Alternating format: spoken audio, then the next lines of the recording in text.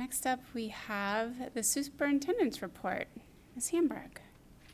All right, thank you so much. Well, I know I already said it, but again, I just want to thank you all for coming out. Just what a great way to start the meeting tonight, recognizing our many volunteers who give so many hours to our students themselves, here to appreciate our board members, our administrators here to support them, just appreciate everybody's support. So I am going to shift gears a little bit and want to kind of bring up one of our agenda items tonight. So Resolution 8.01 is an issue that'll be on the agenda tonight regarding a levy. And so I want to start out by saying that we know that we have a revenue issue as a district. So we are deficit spending. A big reason for that is our revenue has been cut by the state. We continue to see property value increases that affect our ability to be funded at the state level. Over the last few months, since the failure of our levy in November, we have been working to reduce our spending. So we've already made some significant reductions to our expenses, including budgetary reductions and over 30 positions for next school year that we are working on eliminating.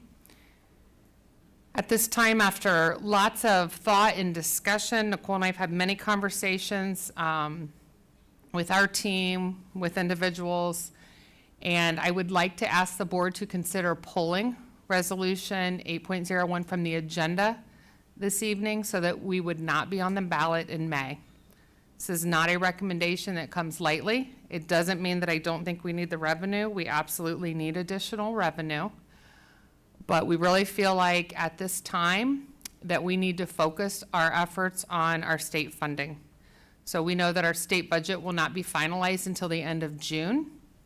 Nicole and I have some serious concerns out of the comments that we're seeing come out from the leadership of the 136th General Assembly about prioritizing defunding public education.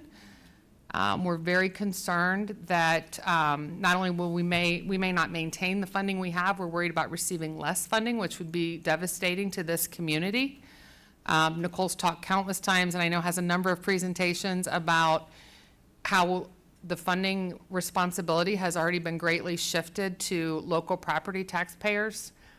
And so at this time, we really feel like we need to join together and ask our community to help us in advocating, focusing our time and energy to educate community members on how to advocate with our state legislators, and really try to make a presence with the legislators as they work on the next biennium budget. So we have a lot of work to do around this area, but the immediate areas that we would want to work with our community on would be stabilization of the state share for the biennium budget, updating the cost inputs to reflect the inflationary increases we've seen over the last several years. So by that I mean not continuing to base what it costs to educate a kid on outdated data. And very importantly, we need to see an increase in funding for special education. We've not seen that change in years. They've done studies at the state level, have not implemented those recommendations, and as I talk with my colleagues in other districts, that continues to be an area that is greatly underfunded. So I want to be clear that with this recommendation, we still know that we need additional revenue to be able to maintain our operations. Without adequate state funding, we will need to be back on the ballot soon. But with the timing of the biennium budget, everything else that's going on with funding, we feel that this would be the best course of action for this spring for us to focus on.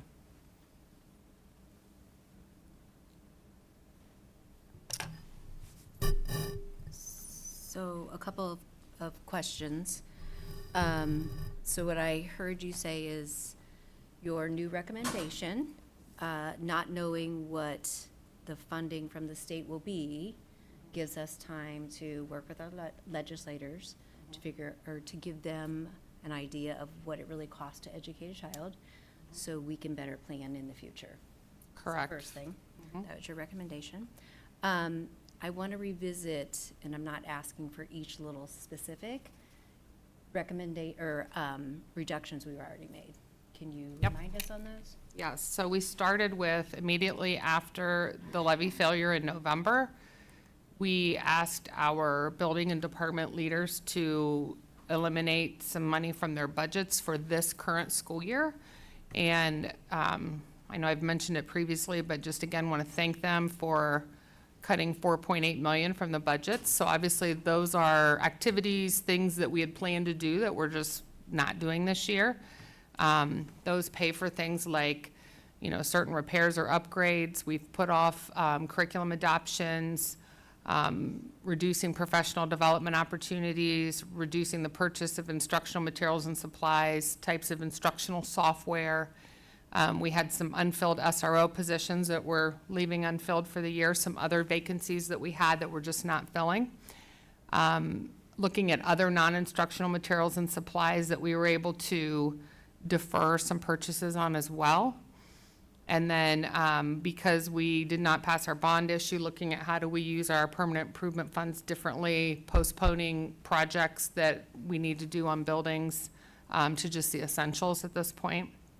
So with that, we were able to come up with about 4.8 million. It's actually probably a little more because we continue to finesse that as we are able to seize on opportunities. And then we've been able to come up with another few million for next year as we are getting resignations, retirements coming in, looking at how we can shift our staff members around, cover things differently. You know, and that'll result in, at this point, we're trying to have as little impact on kids as possible, but it might be some of the auxiliary services that we're able to provide. It might be support for our staff members that we're not able to provide at the same level as far as, you know, support for them to help them in their positions. And so those are the things that we're looking to continue to do. We will continue to be in a deficit. So as Nicole has talked about multiple times, we have to continue chipping away at that. We do need additional funding, either from the state or local level, but that's what we feel like we need to focus on at this point. Okay. So if we're not on in May, that means additional reductions. Can you give us a picture of what that might look like? So again, looking to do those through attrition wherever possible. Our state teachers' retirement system has made a temporary change on the retirement age, so we are anticipating and starting to see more retirements come in. They've made it temporarily one less year, so we're seeing some more of those come in. So again, how can we shift those around and save some money at that high end of the scale with some of our retirements, not filling positions, using positions differently is one of the big ones. We're also getting ready to do budgeting for next year. And so, you know, super appreciative that we were able to cut so much out during the school year, but we know the year was already up and running. So we're trying to reduce a little bit further next year as we look at the year in its entirety. So we're really trying to tighten up there, again, which means there will be some activities, some things that we don't do as a result. Okay. So Nicole, if we're looking at, so we're not looking at May, potentially November, talk to us a little bit about what collections would look like. So it would really depend on where we land with the state funding. I think that that's a big piece for us, and to see what, my biggest concern is that they'll continue to further reduce what they're providing for us, which would mean that any levy that we might have on now, if we can't predict that, might not be sufficient for what the needs are too. So it'll depend on that. It will also depend on what efficiencies we can find through attrition, as we are seeing turnover. You know, we see turnover every year as we cross school years, but with the retirement system changes and where we land. So I know in the past, you've done the history of school funding. Yeah. I think we did it in the fall. I've seen it a couple of times. Yeah. I think we need to see it again. I think the community needs to see it again. So if we could somehow squeeze that in somewhere. Sure. Yeah, I did a presentation specifically just around our school funding Yes. and the erosion of our state funding.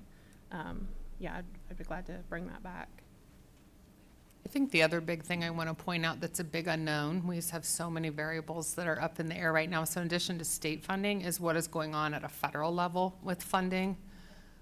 So, the next few months are going to be really key for us to know what types of revenue we have that we can rely on moving forward. But, I'm sure everyone's heard there's talk about dismantling the Department of Education, that potentially those funds would flow through our state Department of Education.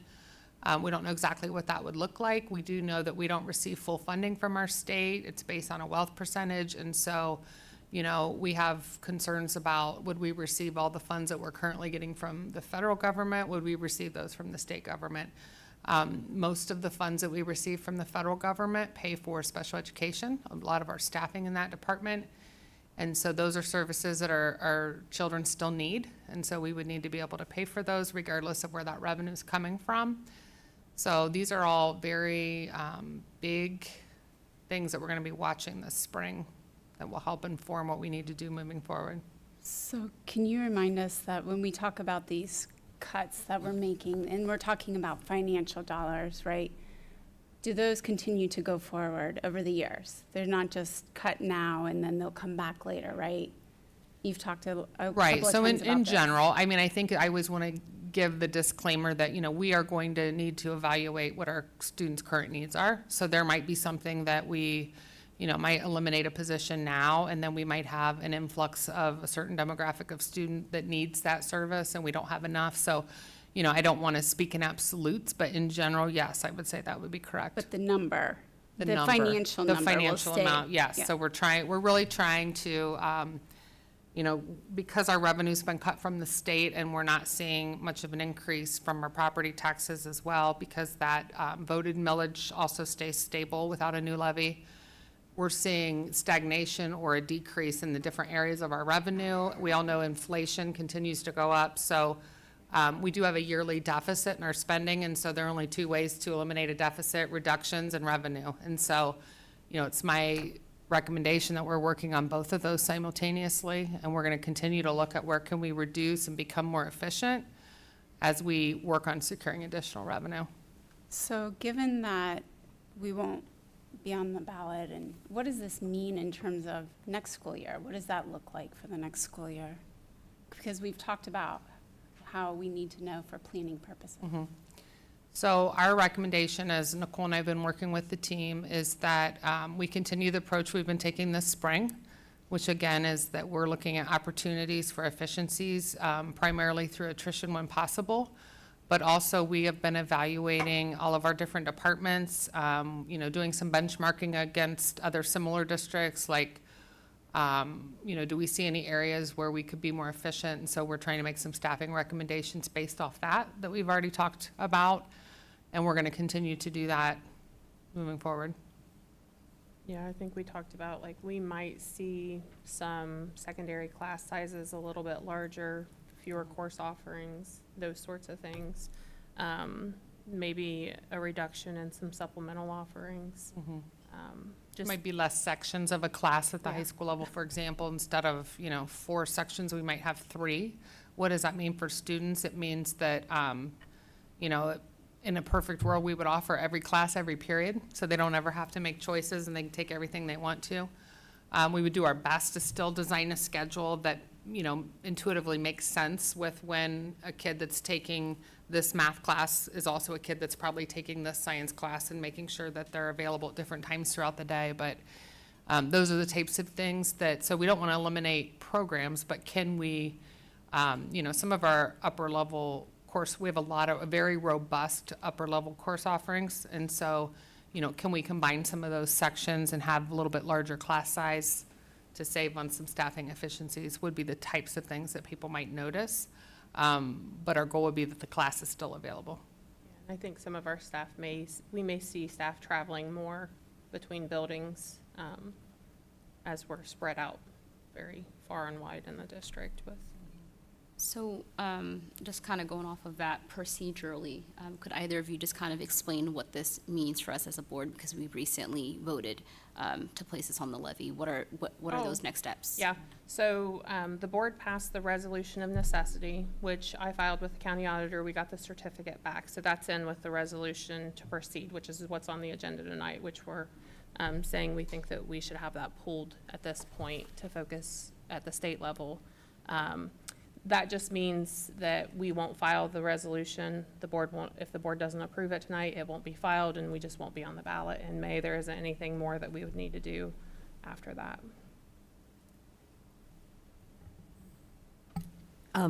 So with the effort focusing on the state share essentially, these next few months, just for those who don't know how this works, right? The next GRF budget, these are biennial budgets, it will be signed in theory into law by June 30th, go into effect July 1st, and would last 2 years. Yes.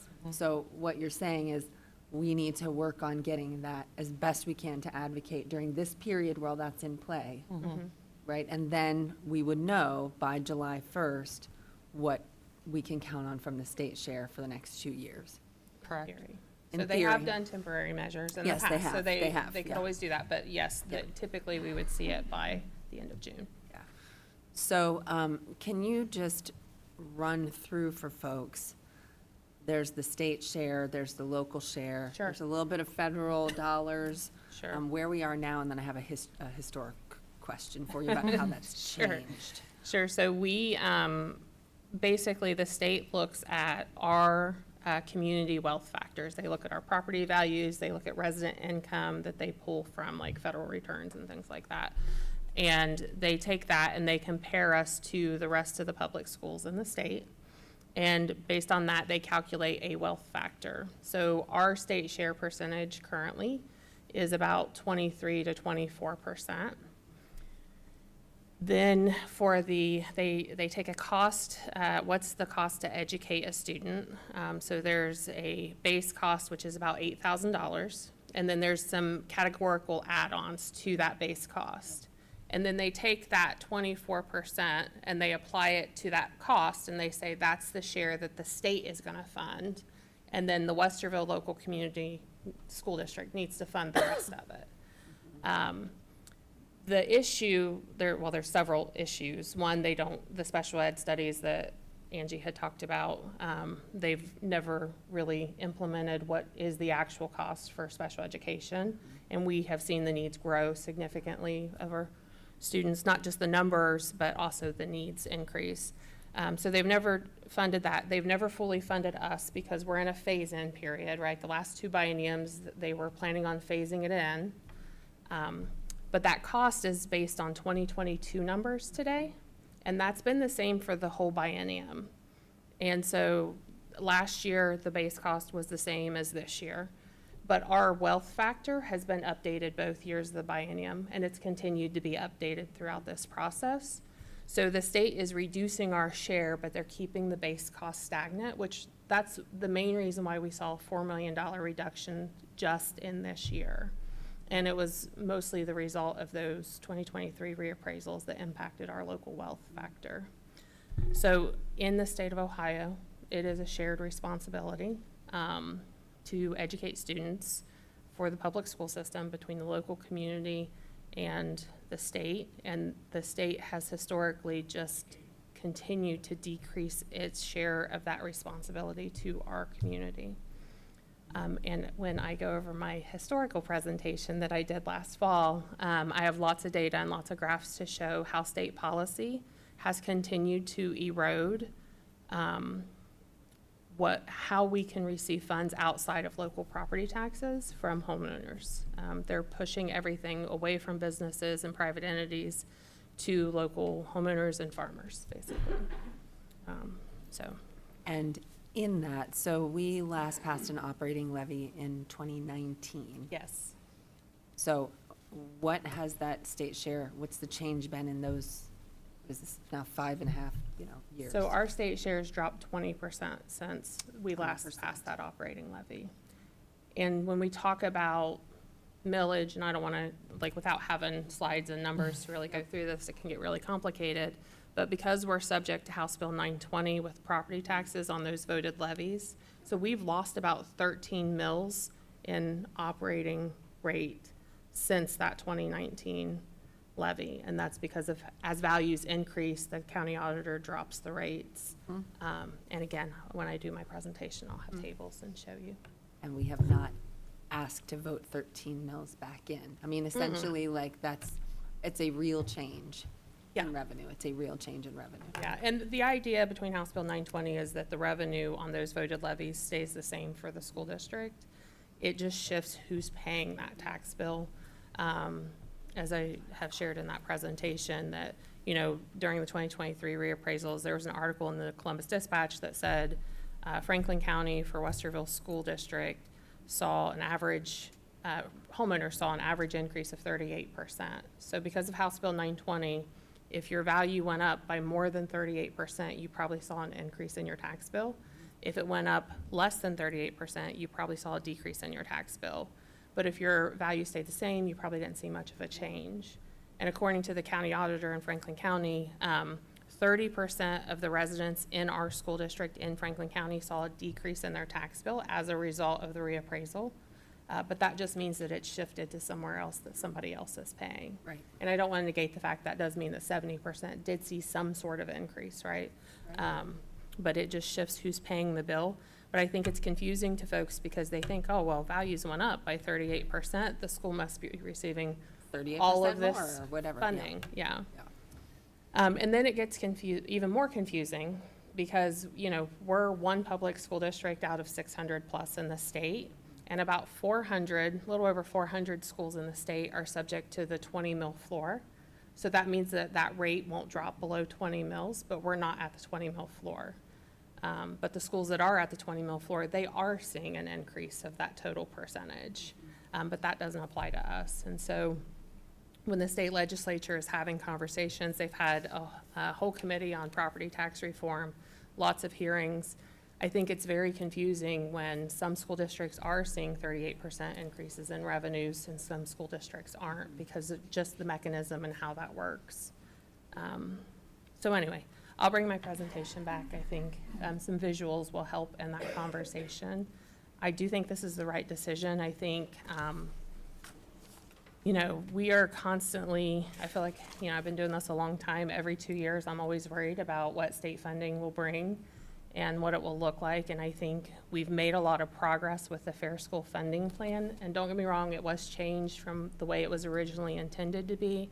I think a lot of the cost studies need to be implemented. I think the state needs to make a priority to fund its public schools. And I will say, I know I'm a broken record, but they continually look at us to solve all of the world's problems, but they don't fund us for it. And it's super frustrating to me as I see additional mandates come through. I mean, I just think about the cell phone policy, right? We had to implement a cell phone policy to take cell phones away from kids or make sure they're not using the kids during the school day. Like, that's more supervision and all of the things that I think it's gone well. I think it's been great in our schools, but like, that's still one more thing that we are responsible for as a public school district. And we have a whole list of things that they've added through that process. So that's my soapbox. Yeah, thank you for that. And just one other question about tax, property tax. I want to just make this super clear. So if it's not a clear question, tell me. But who pays Westerville City Schools property tax? Where Oh. are the boundaries for that? So the boundaries, so everyone within the Westerville School District boundaries. So I don't think we have a map in this room. Mr. Reeves has a very lengthy presentation on just this question. But everyone that falls within the Westerville Schools attendance boundaries pays the same property tax rate to the county auditor for Westerville Schools. I think there is some confusion because we'll see listings that will say Columbus taxes, but Westerville Schools, they are still paying Westerville Schools property taxes. They are talking about Columbus City taxes. That has nothing to do with the property taxes to the schools. Everyone pays the same rate. If you live within the Westerville Schools boundaries, you pay the same tax rate. There's a residential rate and there's a commercial rate. Those are the same respectively for both of those classes. We are the taxing authority. We are the taxing We are the authority. school district. Yes. So, speaking of, while we're on this topic of property tax, there's a lot of conversations that are happening down at the State House. Some of them are about property tax relief. Yeah. So, can you tell us what you've been hearing and how that might impact our district? Yeah, so there's been lots of conversation around property tax relief, specifically about expanding the homestead exemption. So currently, there is a calculation based on income, or if you're disabled, a senior citizen, based on income qualification, can exempt a portion of their value for their property tax bill. It's not a huge exemption, the way it's currently set. And so there's a lot of conversation about changing that threshold and making that, higher. So we receive about 64% of our funding from property taxes. Currently, the homestead exemption that exists, the state reimburses the schools for any lost revenue with that exemption. So I think any conversation around property tax relief, my hope is that the state won't further try to defund public schools, and that they will continue to reimburse us for any lost revenue from any tax relief that they would implement. So in 2013, prior to 2013, we used to have the 10% residential credit. So it was an automatic 10% off of residential properties. And then it was an additional 2.5% for owner-occupied property. And so that meant if you own your home, you live in it, you automatically saw a 12.5% reduction in your tax. It was called the rollback. The state eliminated that rollback in 2013 on all new levies after that point. And so they continue to fund us for the previous levies prior to 2013. And so with homestead and rollback altogether, it's about $14+ million in revenue for our operating funds. So if the state is looking at reducing that, that would be another huge hit for us. So yeah, again, I think this is why it's important to advocate with the state. I mean, I think that we all agree that property taxes, it's not the ideal way to fund schools. And not every school relies as heavily on property taxes as we do. And we're all different around the state. But I think that it's important for the state to understand the policies that they've implemented over the last several decades have continued to push the needle to where it's shifted who's paying for schools to homeowners and farmers pretty significantly. And we'll go over all that when I do the presentation, but it's frustrating to watch. So I love this opportunity just to educate people. And I'm going to put Councilmember Grimes on the hot seat right now, just so you know, and Mr. Reeves. So Mr. Reeves gave probably one of the best presentations I have ever seen on school district boundaries and how we started here in Westerville when we had dinner with, we didn't have dinner. We don't have dinner with them anymore. Sorry. didn't have dinner. When we met No. with the city last week.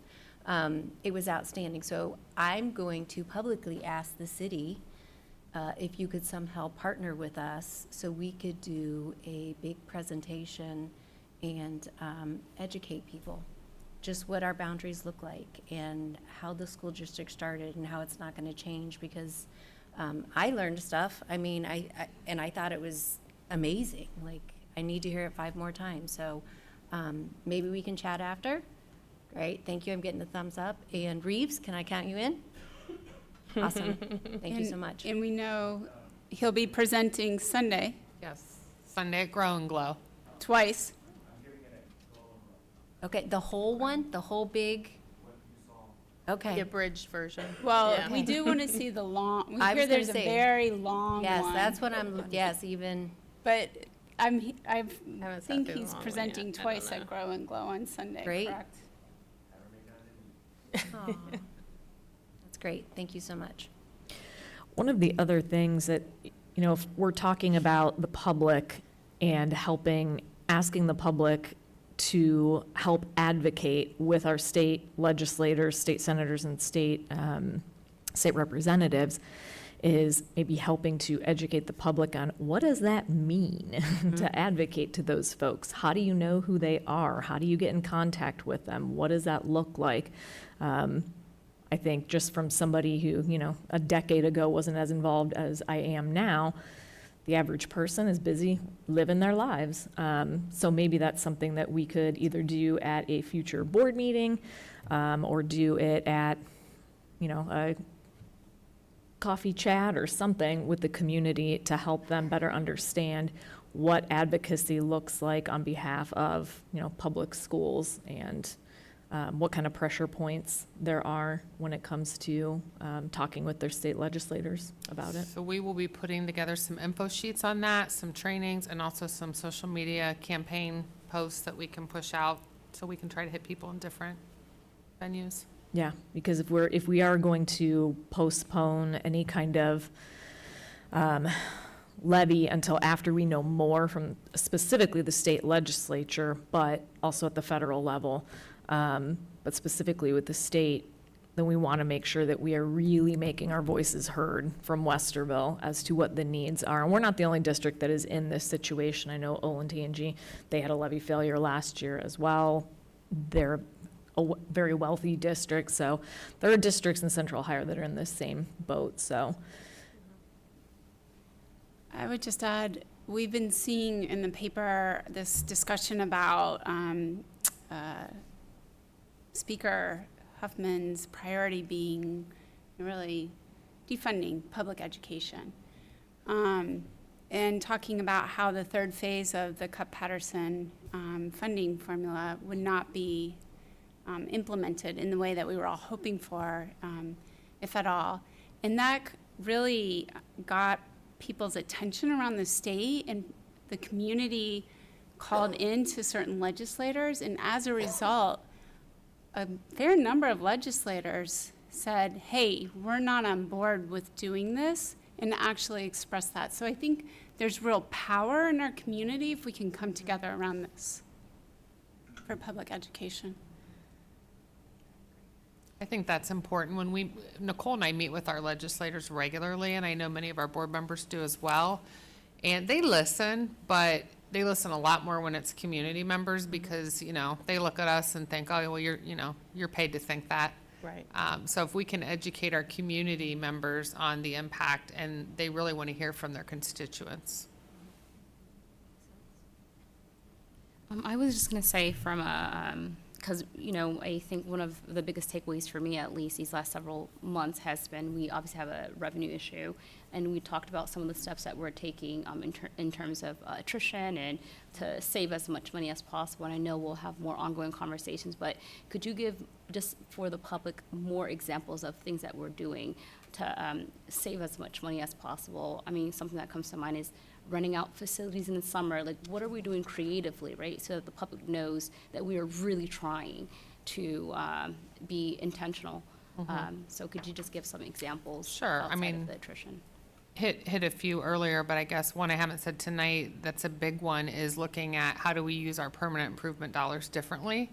What that means is we do have some aging facilities, so it would be doing that, absolutely necessary maintenance, but not moving forward with some of the other projects. So when we were on the ballot in the fall, we had a bond as part of that combo ballot issue, looking to make upgrades to 4 of our older buildings. And so since we're not moving forward with some of those projects, can we look at purchasing more buses?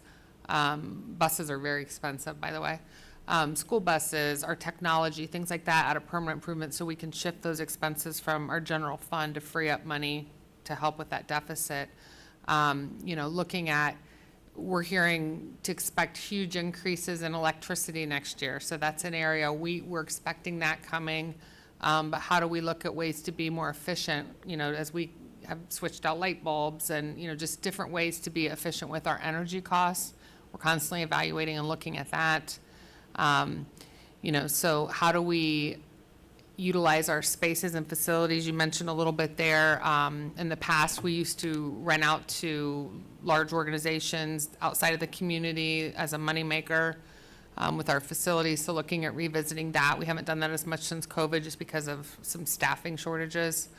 But that is the potential to we try to offer our spaces to our community organizations at a pretty reasonable rate because they're already in the community and paying taxes, but how do we capitalize on some of those other opportunities to generate some revenue? So trying to think creatively, just really being mindful, not that we weren't previously, but even more mindful of, everything we're doing and really evaluating. And right now, we're kind of looking through all of our purchasing processes and tightening those up and, looking at how do we approve things and, making sure that we have that big picture all the time. We're a huge organization. And so, lots of processes. And so it's a good time to just really look at all those and make sure we're being as efficient as absolutely possible across the board in all areas.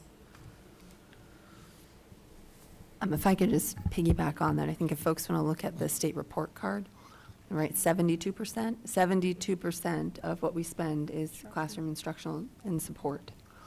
Right, so that remaining 28% is everything else, the electricity you're talking about, all the transportation costs, food service, like all of the rest of it. Yeah. So that's why I think we're hearing like it's a little bit here, it's a little bit there, it's a little, because we're trying not to have a tremendous impact on that 72%. Correct. And at some point, I always say you can only cut so many Post-it notes, So we are a service industry. The majority of what we spend is on people, the people that deliver services to our students. And so we do need additional revenue. Again, recommending we focus at the state level with our revenue right now, but we have to have additional revenue to continue our services with the inflation that we're seeing. So that's assuming we stay fairly flat with our enrollment, but just with the same number of students we have to deliver the same number of services we're currently delivering with inflation, we can't do that with the same revenue. It's just, the math doesn't work. And the odds of the state not adding an additional mandate to us in the next couple of years, I think is pretty slim based on where we've been historically. So there continues to be additional things that we're required to do without additional funding.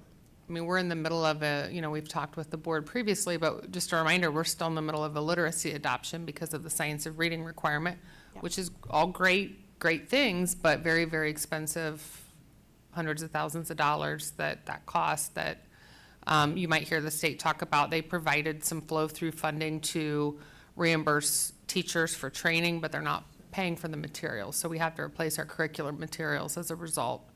So those are the types of things that Nicole's talking about that, get dropped on you fairly quickly and are significant amounts.